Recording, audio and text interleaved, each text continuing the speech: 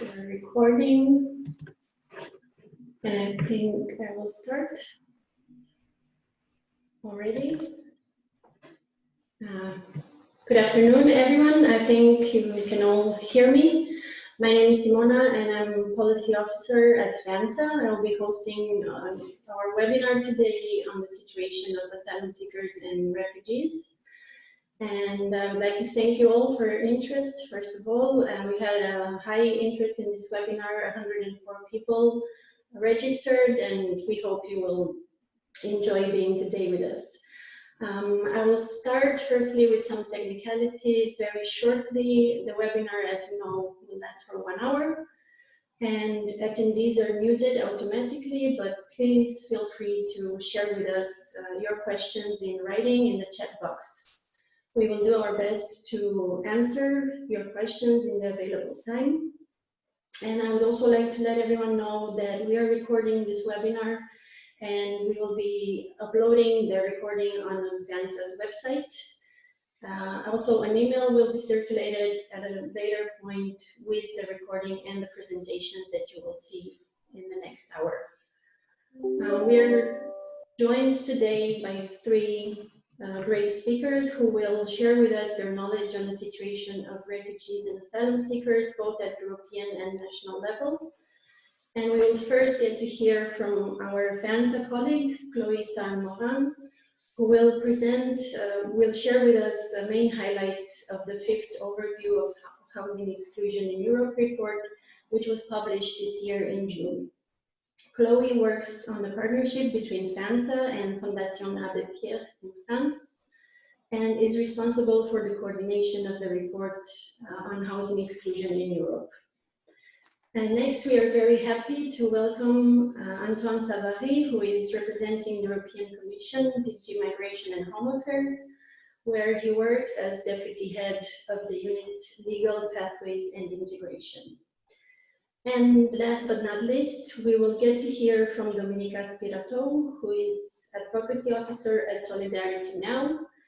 A member of FANSA, Solidarity Now is a non-governmental organization based in Greece who works closely on the developments from the Aegean Islands as well as in mainland Greece concerning life conditions of asylum seekers and refugees. Before passing on the floor to our speakers, I would just like to take 1 more minute of your time to remind everyone that FANSA is a membership organization, and that you can always contact us for information on becoming members. We have recently had some changes in our structure, and this means that we are looking at broadening our coalition, and foundations, cities, think tanks, or research institutions have become eligible to join us as members. As a member of FANSA, you can help feed into our policy work. You can participate in the work of our thematic clusters, such as the migration cluster, the one working on women's homelessness, or youth and LGBTI homelessness. You get to exchange best practices and become part of a European network that works for ending homelessness.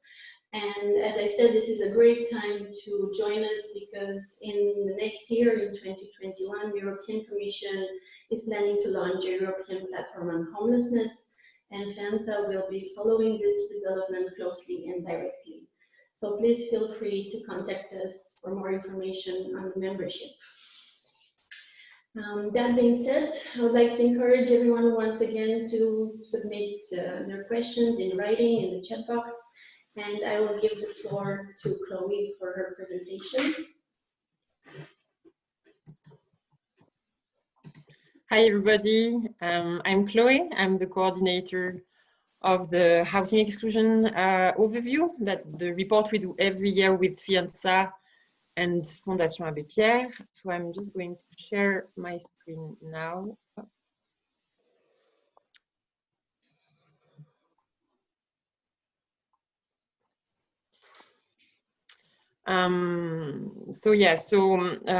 First of all, before going into the thematic study on asylum systems that we are discussing today, I'd like to give you a bit of context on housing exclusion and homelessness. So first of all, it will not be a scoop for you. We are facing a European-wide housing crisis and increasing housing inequalities with a widening housing costs gap between poor and non-poor households. In the last 10 years in the European Union, total housing costs have been rising by 21% for poor tenants, and tenants are on the front line of the housing exclusion issue. In parallel, we also face the consequences of a constant decrease in government expenditure on housing construction in the past 10 years. And for our discussions today, I think it's important to keep in mind the lack of affordable housing provision through Europe being at the core of all the issues related to housing exclusion, etc. So who are the most vulnerable to housing exclusion in Europe?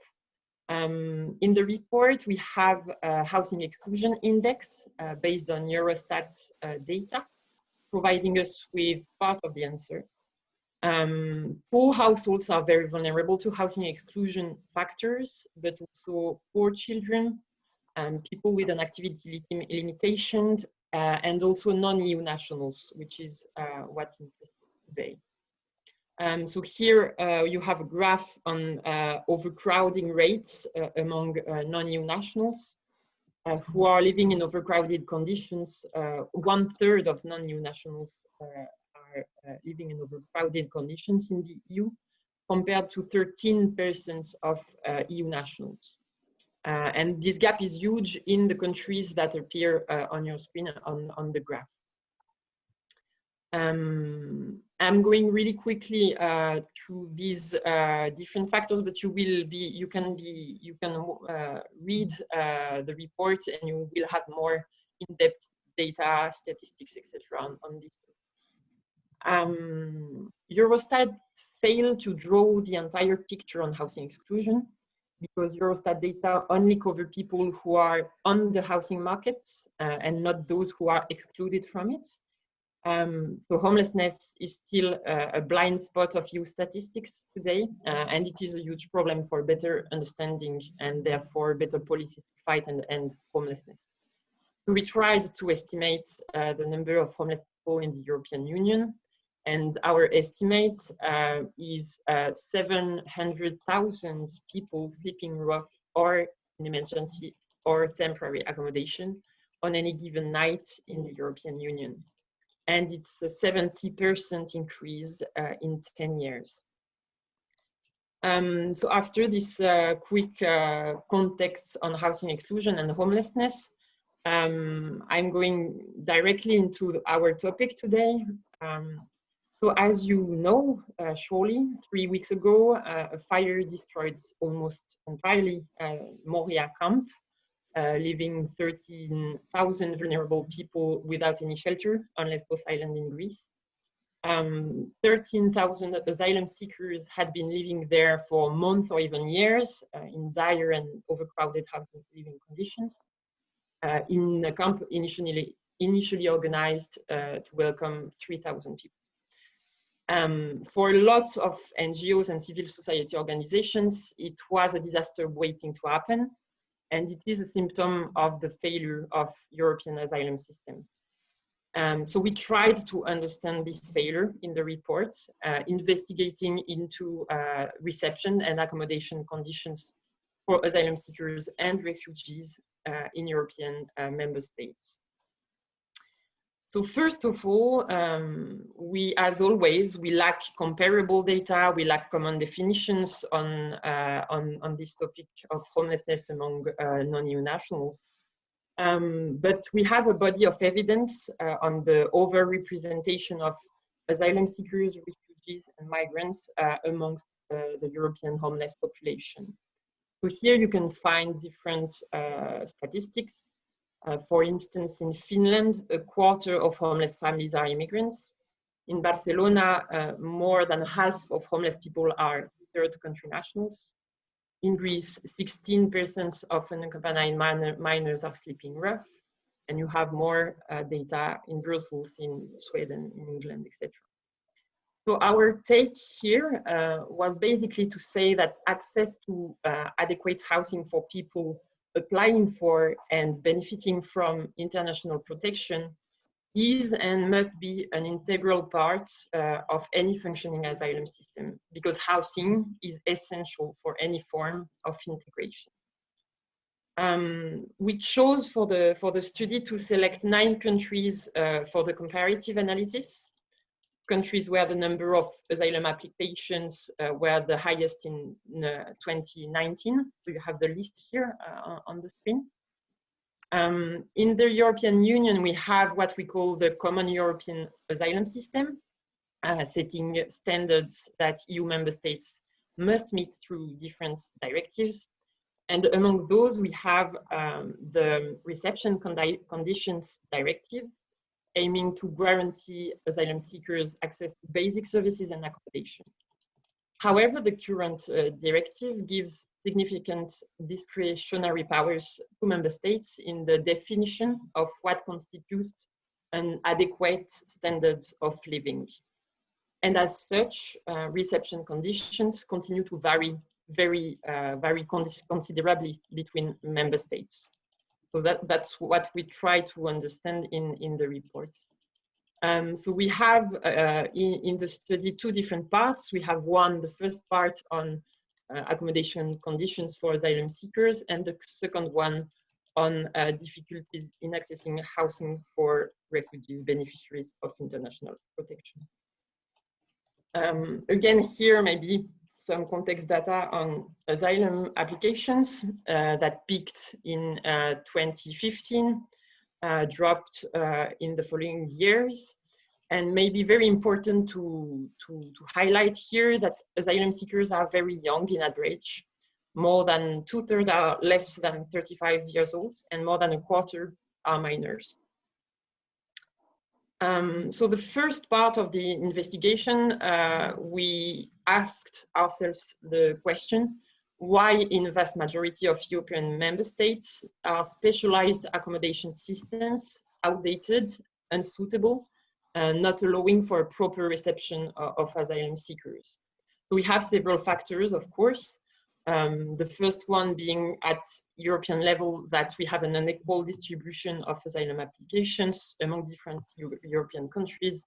Of course, the situation in Greece, Italy, Spain is not the same regarding asylum applications than in Finland or Northern European countries, and that's a huge factor. Then we have the fact that we had short-term strategies in terms of asylum reception, a lack of preparation for most countries that ended up overwhelmed by the increased arrivals in 2015. For instance, when you look at the numbers in Spain, where asylum applications were multiplied by 45 in 6 years. And overall, a lack of EU cooperation on this topic, despite some efforts, etc. At national level, we have other factors. We witnessed chronic under-budgeting for reception facilities, and also political decisions in some countries, for instance, in Italy, Belgium, Greece, to close facilities that led to overcrowding for the remaining facilities. Political decisions, for instance, in the government under Salvini in Italy, or Theo Franken in Belgium. So the result of all these factors is a lack of adequate specialized provisions and overcrowding, etc. I will let our speakers later on, Dominika from Solidarity Now will be better placed than myself to explain the situation in Greece and the consequences on people. And then we have, for instance, in France, Spain, Italy, an overlapping of homelessness accommodation and specialized reception accommodation. And there, emergency accommodation is no longer used as a temporary solution to the lack of places in the reception system, but instead it has become the default form of accommodation for certain categories of asylum seekers. And there I invite you to read our report from last year to understand how emergency accommodation can be oversubscribed, insecure, and unsuitable in a majority of European member states. Then we also have some information on the tightening up of asylum legislation over the last years in some countries, especially in Greece and Italy. So we have a little focus on the Salvini decrees and their impact on services, on budget cuts. And concretely, it meant the end of legal aid or school support or language courses, for concrete consequences on the quality of living and the integration possibilities of people. And I think legislative changes in Greece will be also explained by Dominika later. In the report, we also have a focus on people under Dublin procedure that face arbitrary access to emergency accommodation and who are very vulnerable to homelessness. Lastly, and I will be very brief here, some people are particularly vulnerable among asylum seekers and have specific needs. Unaccompanied minors, for instance, face huge breach of their right to protection in several European countries. And people with mental health needs are very vulnerable to homelessness. The second part of the investigation is on the difficulties faced by refugees and beneficiaries of international protection in accessing adequate housing. Refugees are more and more represented among homeless population in lots of European countries. And this is linked to different factors. First of all, the problem of housing transitioning despite the change in administrative status. So basically, when you change from asylum seeker status to refugee status, that involves changes to the process and orientation, of course. So you should be supported to leave facilities intended for asylum seekers in a dignified manner. And the minimum amount of time is necessary to prepare this upwards move. For instance, in the Netherlands, the transition from asylum seeker reception centers to accommodation for refugees is only made when adequate housing is found in cooperation with municipalities. In some other countries, however, you have very, very short timeframes to leave asylum seekers facilities. In England, for instance, you have 28 days to leave facilities when you get the refugee status, which is really, really short to just find any kind of housing solution. And then there is also an accumulation of financial, legal, and administrative obstacles to the increasingly inaccessible housing markets that complicate access to adequate housing for refugees.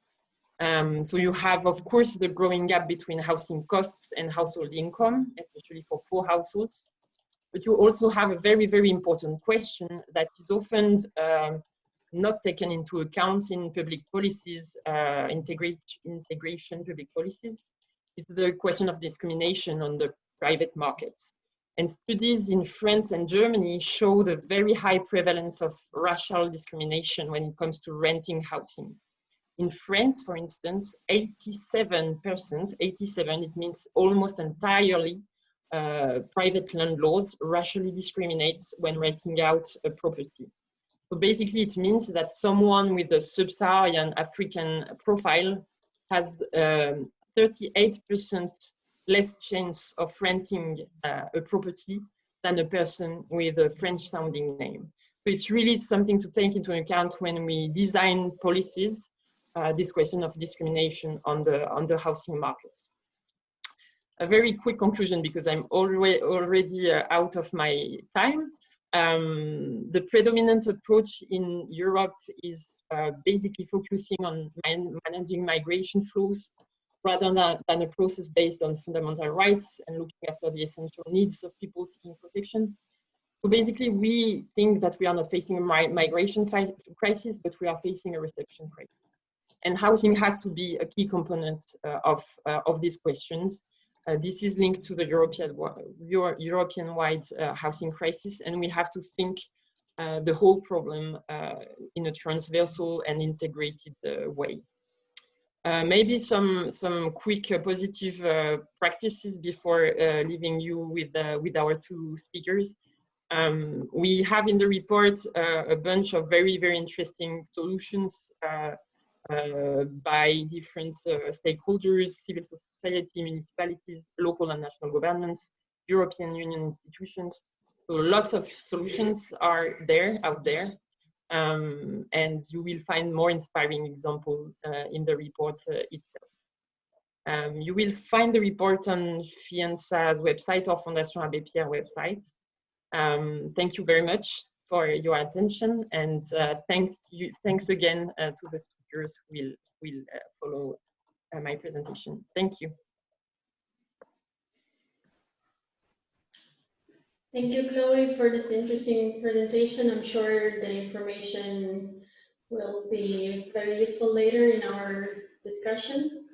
I would like to invite now Antoine to continue with his presentation on how the EU can contribute. What can the EU do on this important issue? Thank you. Hello everybody. I hope you can hear me and see me.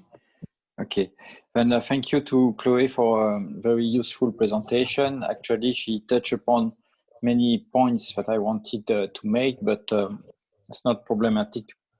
Then in my intervention, I would like to highlight two main points today. Because I would like to give an overview of what we do on housing at the level of the EU, which is, I think, the objective of my intervention in the context of your seminar. And first, it would be to say, where do we come from on housing and where we are going, I mean, in the future years. What are we going to do to address this issue? The first thing I would like to point out is that indeed, when it comes to integration on the management of migration, housing is a priority. It's definitely a priority, and it's a very, I would say, crucial topic. Not only at reception phase, as you have underlined, Chloe, you mentioned Moria, of course, this is absolutely tragic. But also later, because the issues that we have in Moria are also do not cease when people get a statute legally in the EU. But the problem of housing, of decent housing, I would say, is still there. I mean, you mentioned a statistic that I find quite striking, is the fact that when you are a non-EU born person, you are not born in the EU, it means that you have migrated to the EU, you have twice the likelihood to live in an overcrowded housing than an EU citizen, someone who was born in the EU. Then you see there's a huge gap in terms of housing level, and this must be addressed, and that's why we have our integration policies who can intervene. This is one point I wanted to make. Then housing is really one of the main issues when we talk about integration. This had been identified in the action plan that the Commission had adopted in 2016, the action plan on integration of third country nationals. You remember that there were 5 priorities in this action plan, and one of them was access to basic services. And the 2 main basic services for migrants are health and housing. Because if you're not fit and if you don't have a roof above your head, then you're not able to integrate. That's as simple as that. I mean, you can provide as much language training that you want. I mean, these are the primary needs that need to be addressed first. Then, when it comes also to integration, what I wanted to underline is that often regarding housing, we've got quite a big dilemma, which is the following for state authorities in particular.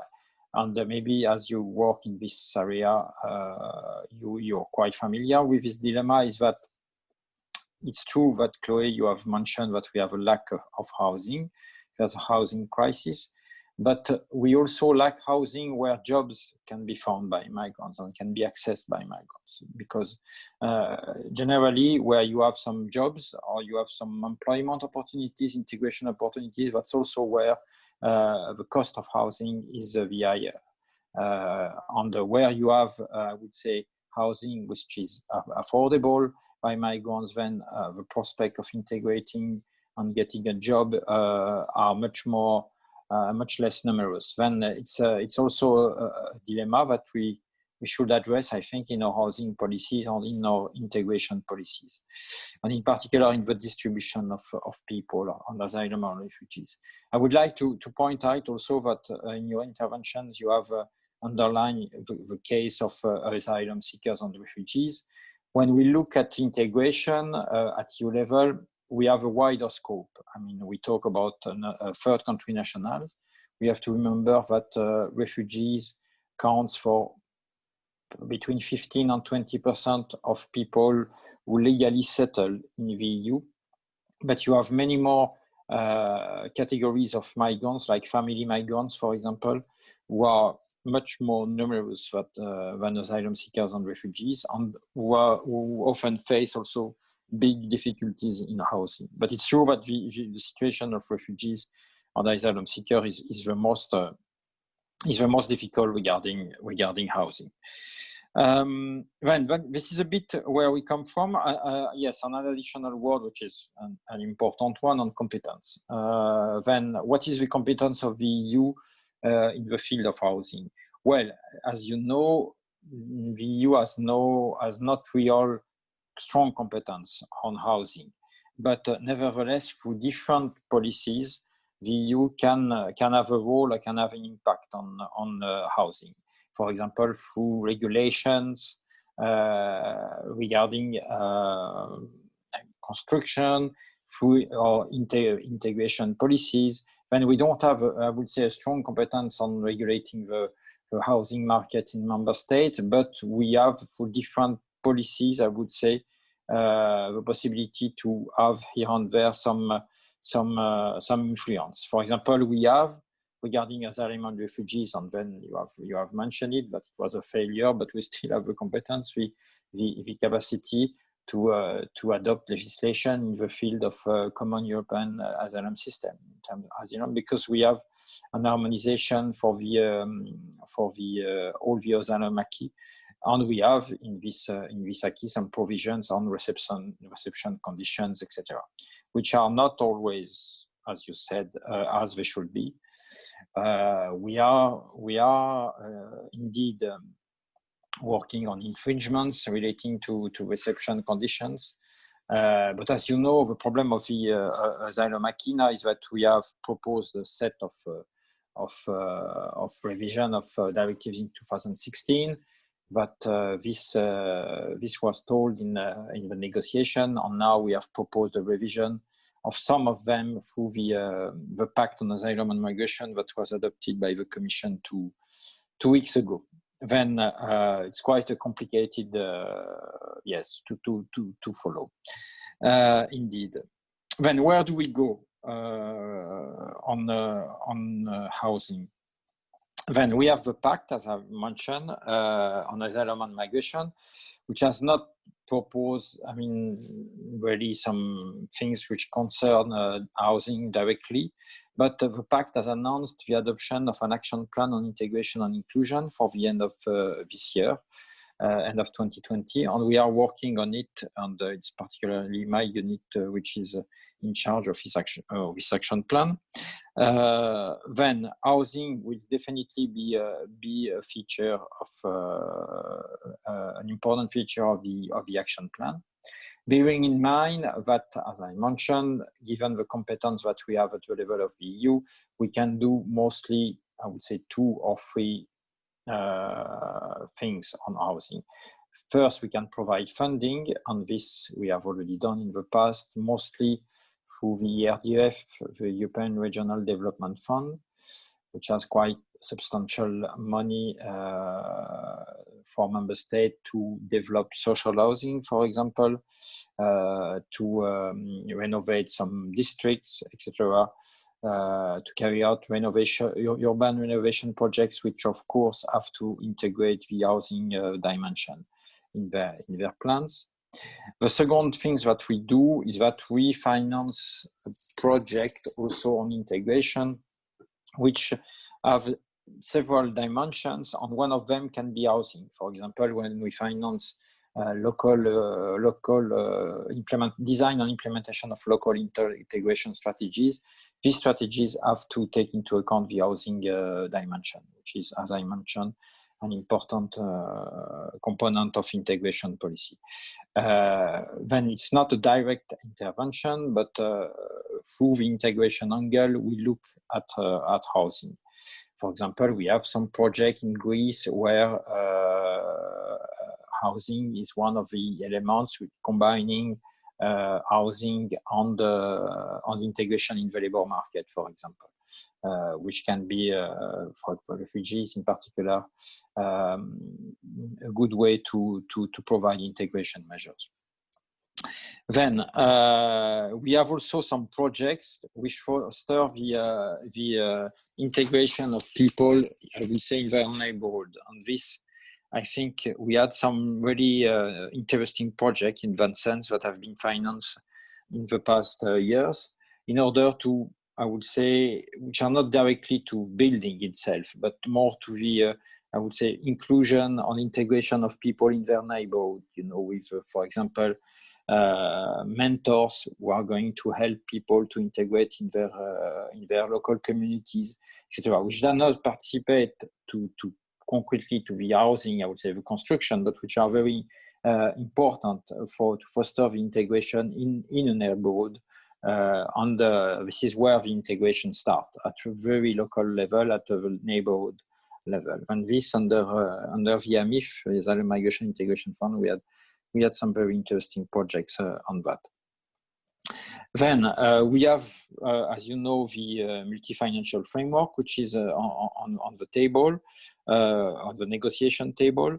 And I hope that we will have much more money for integration than in the past, because as maybe you're aware of, we will have under the ERDF a specific objective on integration specifically, which was not the case in the past.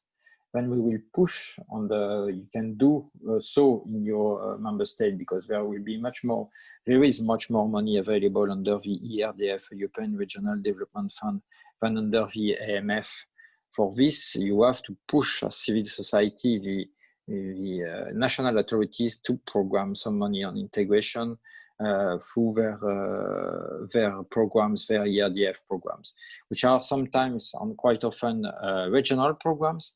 But we hope that there will be quite a substantial part of this program which will be dedicated to integration-related measures, and under the ERDF, particularly to housing aspects, because we know that housing of migrants, I mean, let's not repeat the figures that Chloe presented at the beginning, but migrants are indeed a vulnerable group. I mean, all the work we do in the context of the European semester has shown that you have huge gaps in terms of employment, education, health, housing. Of course, we have mentioned them. Then this is a vulnerable group which needs support in their integration process. Yes, what we do also, but I've already touched upon that, we finance innovative project. For example, I can think of one of 5 projects which had been financed under the urban innovative actions of the urban agenda, which were really focusing on housing in Antwerp, Utrecht, I think. When these were really innovative projects, which were not only on housing. I had visited one in Antwerp, very interesting, but also which was involving some civil society organization in order to have the housing, there was a building that had been built to house migrants and refugees, but also there was an integration program which had been built around this housing. And that's what really we want to promote. And one of the tools which could be in the future interesting to explore is the InvestEU, which is a big financial instrument, big fund at EU level, which will bring some guarantees to investors who would like to invest money on integration with blending operation, mixing, for example, loans on the actions, trainings, etc. Under this, we know that EIB has been active in the European Investment Bank in the past with granting loans with an addition of soft measures, I would say, to have this mix of investment, I would say in the building itself, but not only, having a part which is also dealing with integration on the inclusion of a population that come and live in these neighborhoods. When I think this is what I wanted to say today. Then just to summarize what I've said, I mean, we don't have very strong competence, but we can intervene though also through funding, and this is a call really to mobilize in order to direct as much funding as possible towards integration, because as you know, I mean, we have a crisis now on the migrants and refugees are more exposed to this crisis, employment crisis, because they are often employed on temporary short-term contracts and the first to be fired when companies do not have issues. Then we are going to see, I think, a rise in unemployment in general, but also which is going to affect maybe disproportionately migrants and refugees in the years to come. Then we have really to be careful and to adapt our support to these groups. Yes, and that's all on my side. I think I hope I have not been too long, and happy to answer some of your questions afterwards.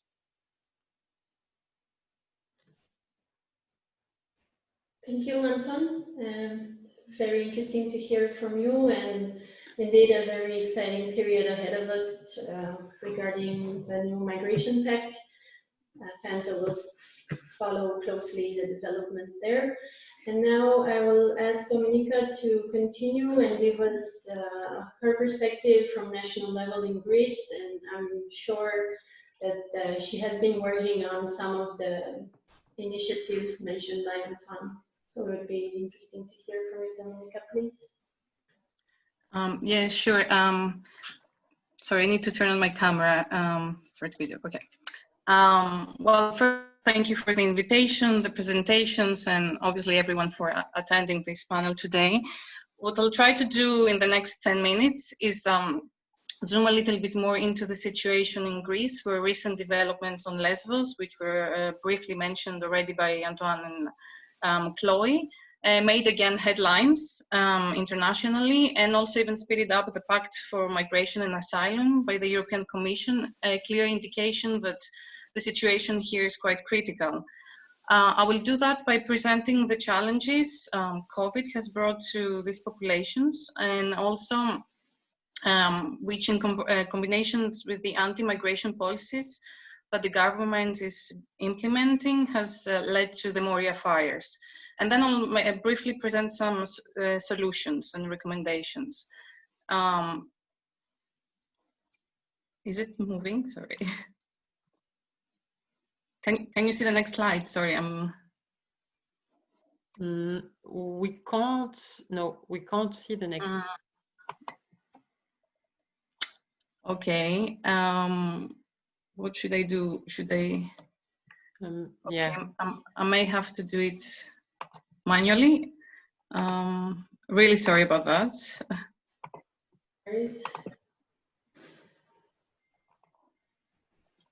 Okay, I think it's done. So sorry again about that. So before I start, please allow me to just say a few words about our organization and what we do, as we are relatively new members of FANSA and we participate for the first time in your conference. Simona has already mentioned that we provide assistance to asylum seekers and refugees in mainland Greece, and we also monitor the situation on the islands. We are, together with international agencies and the government, we're implementing accommodation programs like the STIA program for asylum seekers. We also provide child protection and non-formal educational activity for teen camps on mainland Greece. More recently, we joined as partners a project about the integration of recognized refugees called ILIOS. We have solidarity centers where people can come and receive services and support. And even more recently, we started a new program for unaccompanied minors, where we support their independent living.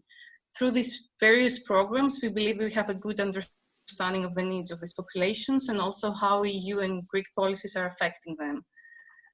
In this slide, I try to present for those who are not so familiar with the situation in Greece, in a very simple way, of course, why the living conditions for asylum seekers and refugees are what they are, and why we cannot, they're not improving.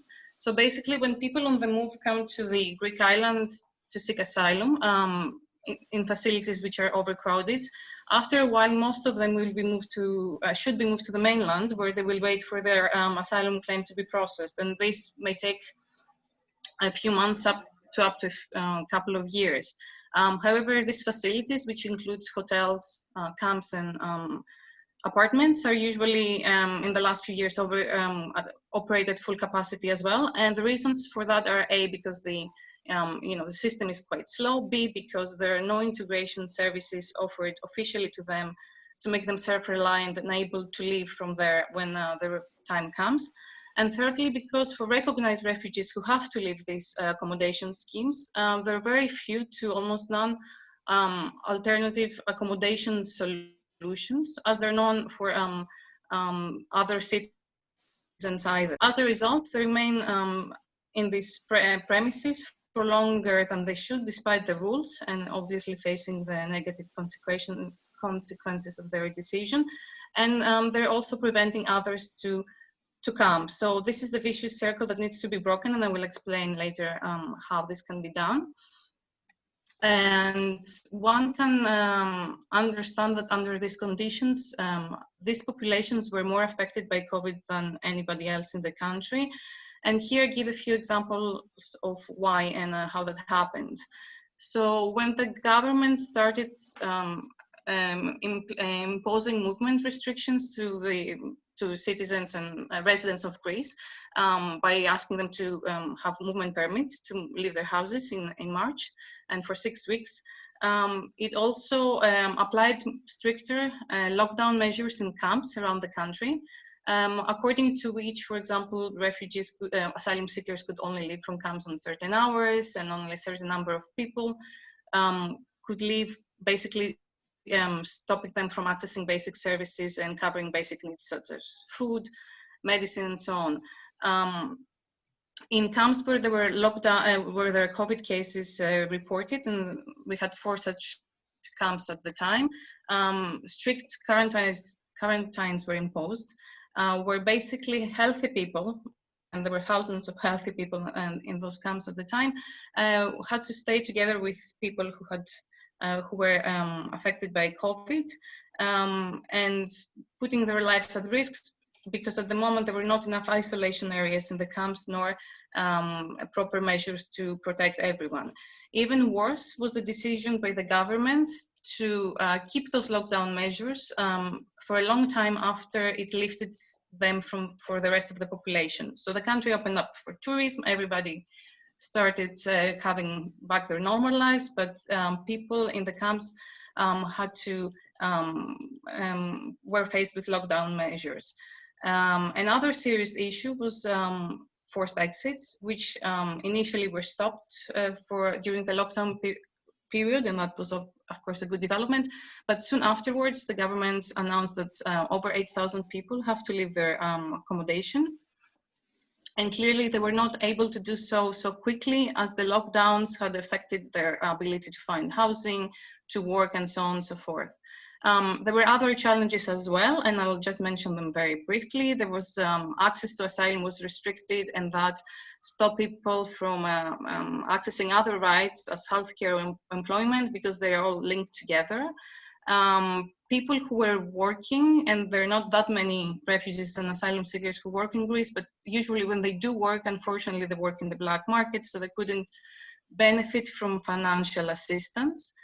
And children, especially in camps, found it difficult to follow e-learning due to lack of mobile equipment, digital literacy, or access to the internet. So all these challenges and the restrictions imposed by the government exclusively on refugee populations has had an impact on refugees, and most of the consequences are not yet known. But what we definitely know from our teams in the field is that we saw increase in mental health issues, domestic violence, and levels of stress. And of course, this was the reason why when the government announced that the Moria camp will move from a lockdown situation to quarantine because of the first detected case of COVID there, people were so frustrated that they destroyed the camp. But these challenges should not be seen in isolation, as they're part of a broader context. Basically, when not new anymore, when the Greek government, right-wing government, was elected in July, it made it clear very soon that refugees and asylum seekers, nor those who assist them, are very welcome in the country, at least not in the way they were before. So they started changing laws and policies towards that direction. Some of them changed before the pandemic, just before, and that includes an international protection bill that restricted individual rights and procedural guarantees in the Greek asylum system, or legislation about exits of recognized refugees that limited the time people had to leave their accommodation once receiving status from 6 months to 30 days, very big difference. But other measures were also, and changes took place during the pandemic, when everybody was facing other challenges, was very busy, and also without having adequate time to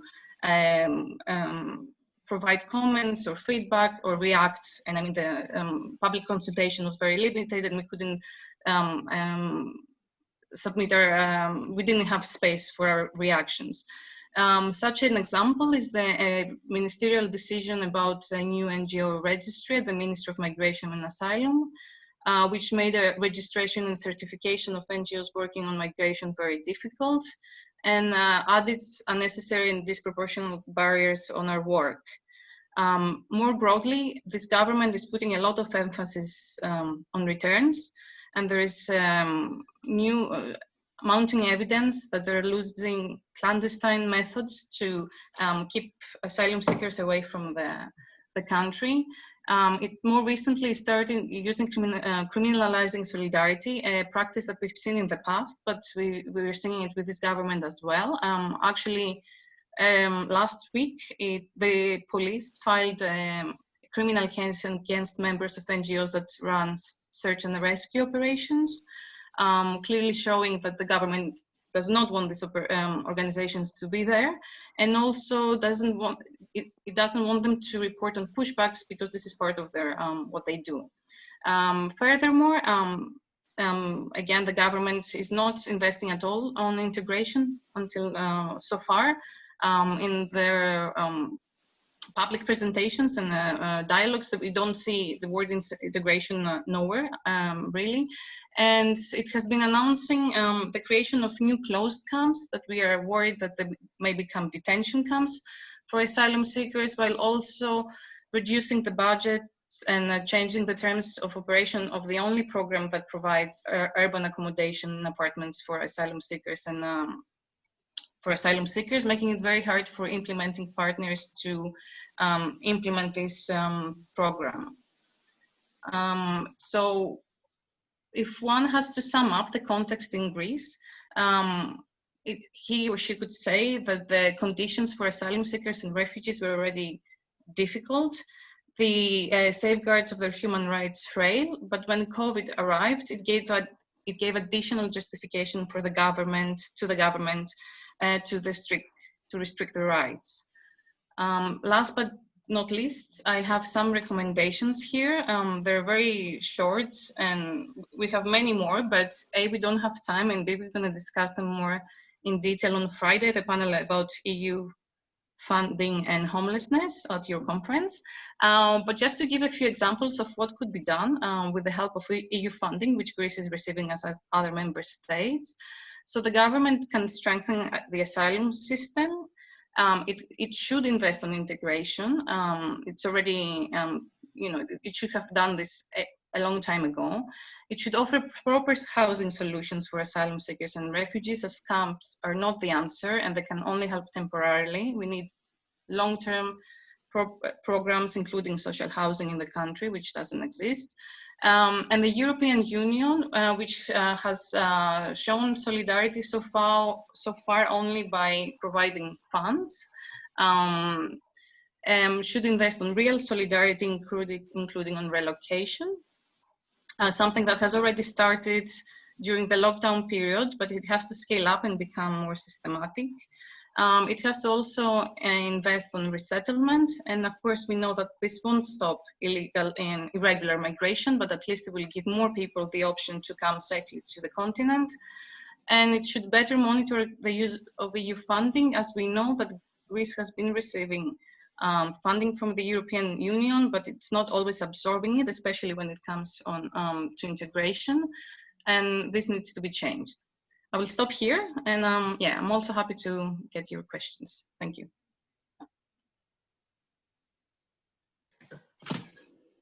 Thank you, Dominika, and thank you all for the great presentations. We don't really have a lot of questions at this point, but yeah, I would like to encourage everyone to share their questions with us. And maybe we can start off if any of you have questions for each other, or I could suggest we can shortly touch a bit more on the question of EU funding, since it seems like this is one possibility that we could use in the future. And also, Dominika, I know you've been working on this. I don't know if you could share with us some good practices or more detailed recommendations on how to improve the use of EU funding on increasing access to housing for asylum seekers and refugees. Yeah, I mean, I already mentioned most of them in very briefly, and I don't want to spoil it for next Friday. But definitely, you know, maybe here I might get a bit too technical, but for example, the STIA program, which is for asylum seekers, as I said, and the ILIOS program, which is for recognized refugees, there should be a better bridging between the two, so people, but it's made sure that people move from one program to another without gaps and without and with with help for help for them to move directly from one program to another. Also, I mean, ILIOS is relatively new and more needs and should be done, and I think everybody is working on that, but further support should be provided to people, because this program, I should say, does not provide accommodation but provides assistance, financial mostly, to people who join the program. So more assistance in finding a place to stay would be very helpful. You know, in Greece, rents are going up. A lot of land owners of flats, they don't want refugees and asylum seekers as their clients, you know, so helping bridge this gap or finding the right people and matching them properly would be some examples of what can be done better.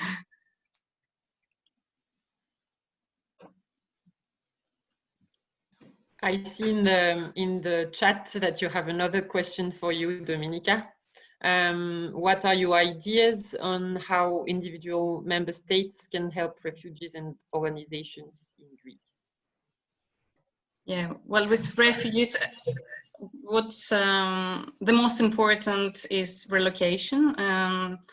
and as I said, speeding up relocation and making a proper system where at the moment, I think what's suggested and what countries want to do is to have a relocation system only when there is a big emergency or a big problem. I think we need something more systematic and long-term. And in terms of organizations, I mean, definitely we need more partnerships, exchange of best practices that we could possibly adjust and implement here. Maybe exchange programs if that's helpful for asylum seekers and refugees, so they get, you know, they can eventually maybe get experience as well, or be moved to these countries. Yeah, these are a few examples I can think of now.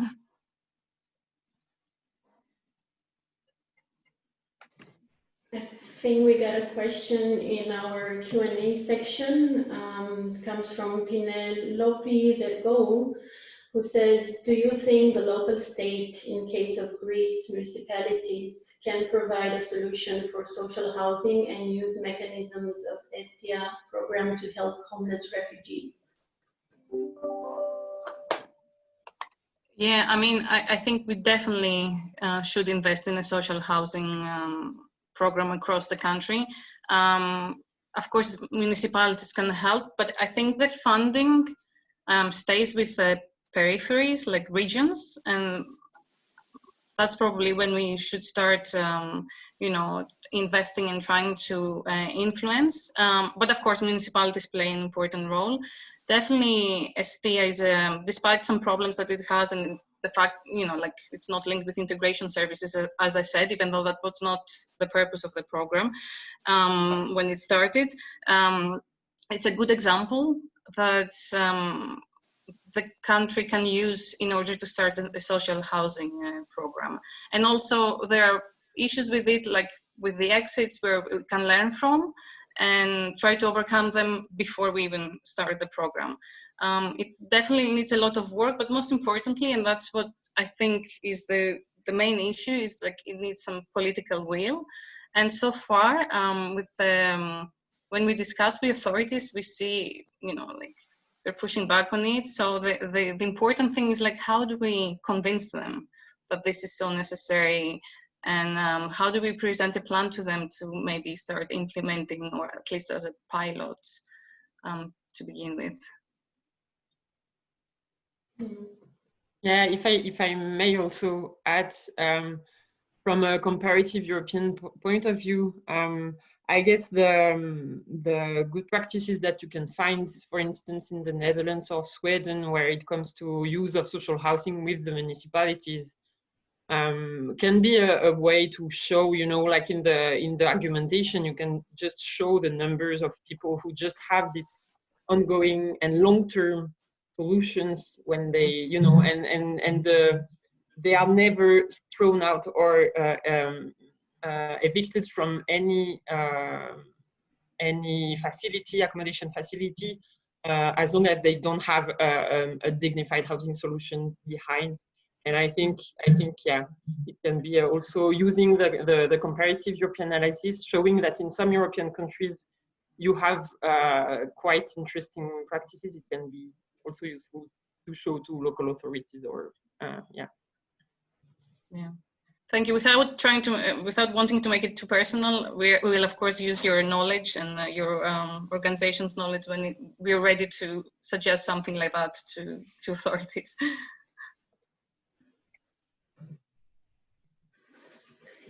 I think one more question came meanwhile. It says, in terms of asylum inflows to Greece, how serious is the problem of inflows from North Africa as we used to see on TVs?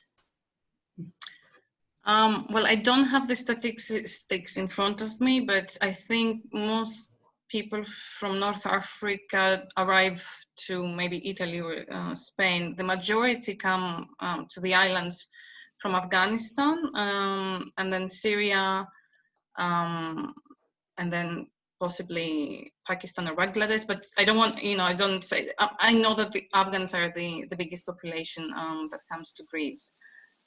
We have more and more people coming, you know, we hear cases of people coming from DRC or other African states, but they're still not the vast majority of arrivals. Thank you. Dominica, maybe, I don't know if Antoine... Yes, maybe I can, wanna... maybe I have the figure just in front of me, but I can be very precise on that. In 2020, the top nationalities arriving in Greece were Afghanistan, indeed, followed by Syria, Turkey. These are the three top nationalities, and not so much from Northern Africa, indeed. I have to leave you. Thank you for your invitation. It was nice to discuss this topic with you.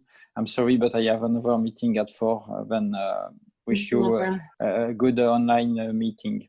Thank you. Bye-bye. Thank you for participating. I think we are also getting close to the end of the webinar. We do not have any other questions. But we remain available in writing, of course, and as I mentioned in the beginning, we will circulate a link with the presentations in PowerPoint format and the recording from the webinar. So thank you, everyone. Thank you, Dominica and Chloe, for your presentations. And thank you, Simona, for the chairing. And have a nice day, everybody. Thank you. Have a nice day. Bye. Bye-bye.